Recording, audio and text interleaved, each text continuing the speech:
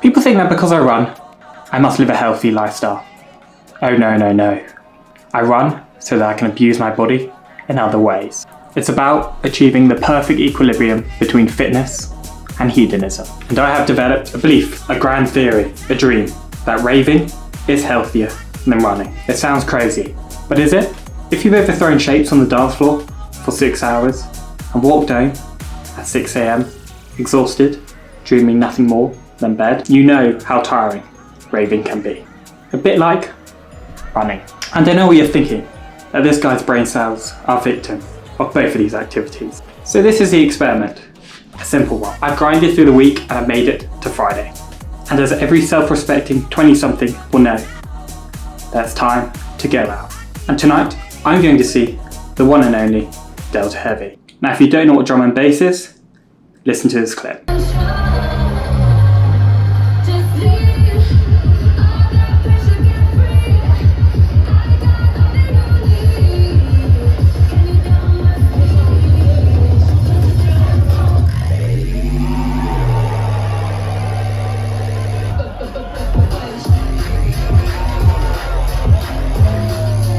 So yeah, it's going to be a pretty wild night.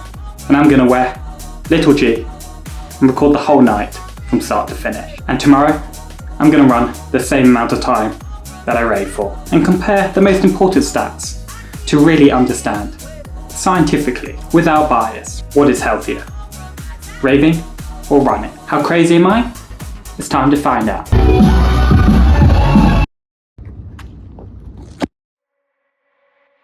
So no matter the venture, it's always important to get the right nutrition.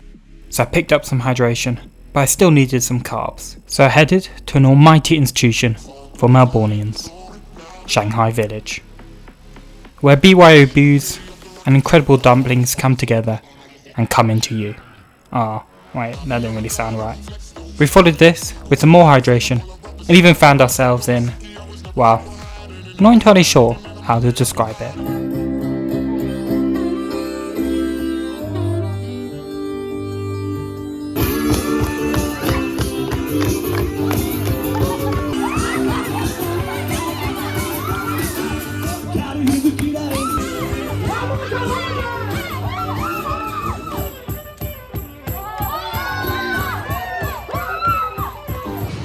So it's 11 o'clock, time to start the proper rave.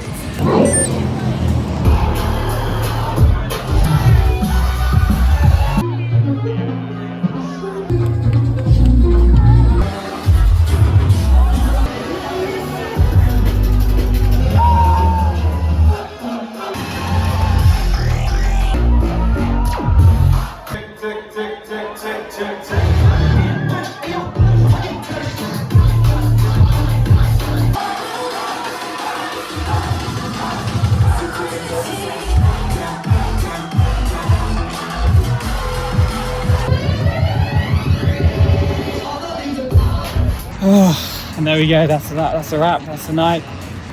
Well, that's about 3 hours. So what I've got to do now is go to bed, have a good rest and wake up, and then it's 3 hours of running. Awesome. See you then.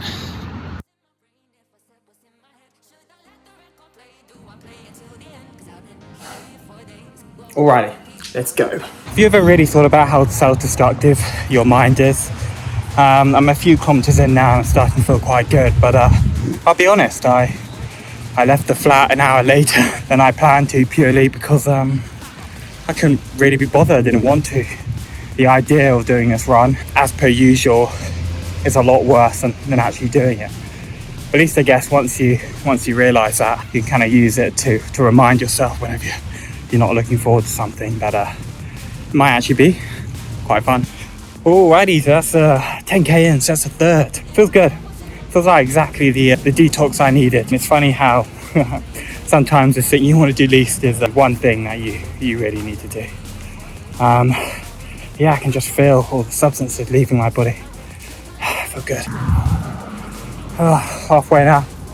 I feel like my life has gone a total 360 in the last 12 hours. From being in a club, it's dark, claustrophobic, there's no air, stuffy, to now where it's bright, sunny, Oh, there's a nice breeze. There's just so much space. Yeah, feels great, you know. Feels great. That must be what real balance actually is. Yeah, the only thing that's the same is that I've run out of water, so I'm just as dehydrated now as I was last night. Right, need to find a tap. Ooh, 20 kilometers in now. The legs are starting to feel a little bit heavy, but that is the long distance running game. So there's no point thinking too much about it. Just gotta keep grinding along. Oh, still enjoying it though. Could be worse. I could still be in bed. I'll tell you what, the last few kilometers have been quite the mental roller coaster. 1 kilometer, you're feeling great. Then maybe 100 meters later, you're feeling terrible. And then maybe 300 meters after that, you're feeling great. It's always the way. You just gotta kind of ride the highs and grind through the lows. But we don't have much further to go now. About 2.5 hours. I wish I had something to eat though. My body is shutting down from lack of energy, but that's alright. As long as I've got water, that'll at least keep me alive. Oh, and there we have it.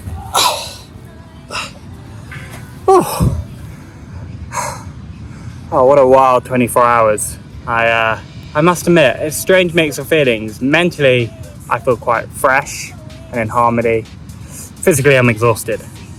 That was hard. Both of them were hard. Both of them were great in their own way. But I'll do the analysis tomorrow in terms of which one's healthier for you. All I want to do now is drink a Coke and have some Vietnamese. I think I burnt it. So I'll see you soon. So, for all you Daytoners out there, it's time for some number crunching. So, both activities clocked in at exactly 3 hours.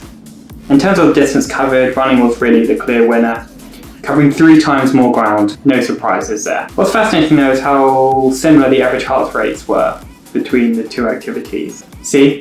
Raving is definitely a pretty solid workout. Now for the stats everybody's been waiting for, calories burned. While running took the lead with over, 2,000 calories, Raving wasn't super far behind. It did prove to be quite the burner. And finally, for the fun factor, I'd say they were pretty much tied. Each one was pretty amazing in its own unique way, but that just might be me. But let's be honest, this video was really never about proving which activity was healthier. The real message here is you don't have to choose a life between only running or only raving, but they actually work beautifully together, intertwined to create perfect harmony. Balance between fitness and hedonism, with those extremes meeting in the middle. How beautiful is that? And with that wisdom dropped, thanks for watching, cheers, and see you soon. Some people may think I'm absolutely crazy, and maybe they're right, but it doesn't mean it's wrong. But I know one thing for sure.